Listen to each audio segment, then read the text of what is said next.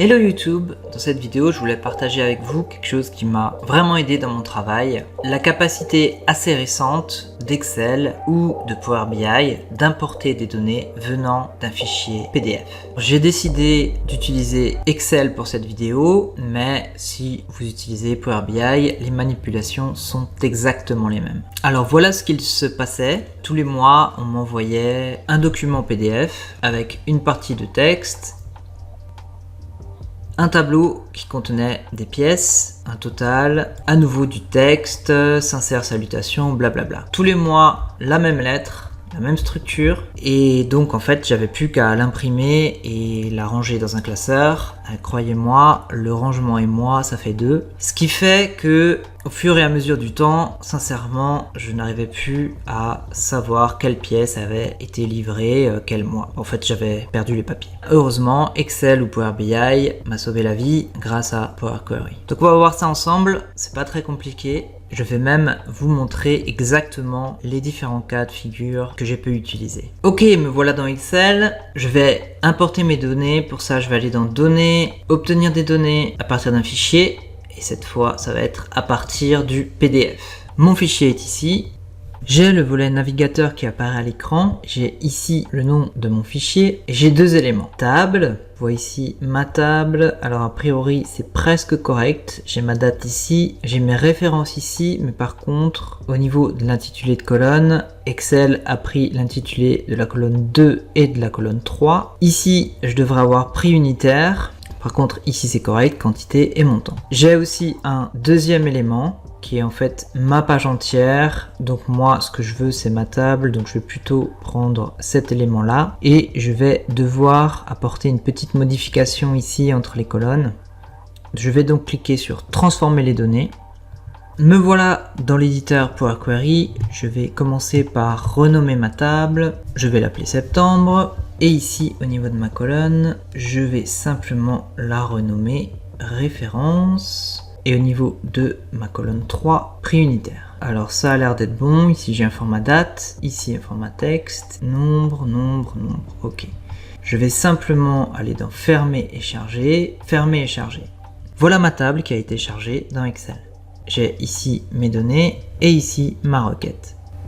Ok pour le mois de septembre, mais bien entendu, qu'est-ce qui va se passer en octobre? Je vais recevoir mon PDF d'octobre, exactement la même structure, du texte, bonjour, machin, ma table, qui concerne cette fois le mois d'octobre, et pour finir, cordialement, bisous, machin. Plutôt que de refaire à nouveau l'opération précédente, je peux simplement faire un clic droit sur ma requête de septembre, dupliquer, je vais la nommer octobre et ce que je vais faire, c'est que je vais simplement changer la source de données. Je vais double-cliquer sur la clé à molette et au lieu de me baser sur le PDF de septembre, je vais rechercher mon PDF d'octobre. Ok, au niveau des étapes appliquées, ma source a été modifiée. Si je vais à la dernière étape, j'ai bien mes données pour octobre. Donc Power Query a recréé mes étapes, mais à partir des données d'octobre. J'ai mes deux requêtes qui apparaissent ici, et ensuite j'ai le choix. Soit j'importe ma table pour octobre, soit j'ajoute les deux requêtes pour avoir un tableau unique. Donc personnellement, c'est ce que j'avais fait. Je clique sur Ajouter des requêtes, ajouter les requêtes comme étant nouvelles. J'ai deux tables. Ma table primaire, ça va être la table de septembre. Table à ajouter à la table primaire, c'est ma table d'octobre. Ok, je vais simplement nommer cette table septembre-octobre par exemple. J'ai bien mes données pour septembre et octobre et j'ai juste à faire fermer et charger. Et donc voilà ma table. Ok, maintenant que je sais que je vais avoir ce fichier PDF chaque mois, ce que j'ai fait, c'est que je me suis créé un dossier que j'ai appelé facture et je vais ranger mes PDF là-dedans. Et bien, avec Power Query, je vais pouvoir importer tous les PDF de mon dossier dans Excel. Je vais aller dans Données, obtenir des données à partir d'un fichier, à partir d'un dossier. Je vais chercher mon dossier.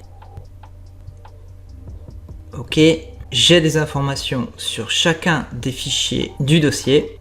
je vais vouloir les combiner. Alors j'ai plusieurs choix, soit les combiner et les transformer, donc c'est ce que je vais choisir puisqu'on a vu avant qu'on avait un petit problème avec les colonnes. Directement combiner et charger ou combiner et charger dans, c'est-à-dire éventuellement faire un tableau croisé dynamique à partir de mes fichiers combinés. On n'en est pas encore là, on a une transformation à faire, donc je vais combiner et transformer les données. J'ai la boîte de dialogue combiner les fichiers qui apparaît. Ici, je peux sélectionner un fichier comme exemple. Je vais prendre le fichier novembre. J'ai à nouveau une table qui a été détectée et une page entière. Je vais prendre la table. Je vois ici que j'ai mon problème de colonne. Je vais cliquer sur OK. Me voilà dans l'éditeur Power Query et j'ai déjà mes données qui sont quasiment prêtes, mis à part ce petit problème de colonne. Je vais donc renommer cette colonne ref pour référence. Je vais nommer la colonne 3, prix unitaire. Éventuellement, je peux garder cette colonne là ou je peux la supprimer, peu importe. Je vais la garder, fermer et charger. Et voilà mes données donc pour les mois de septembre, octobre et novembre. Comme on s'y attendait, au mois de décembre, j'ai un nouveau fichier PDF qui m'a été envoyé. Je l'ai simplement mis dans mon dossier facture, donc avec les mois précédents.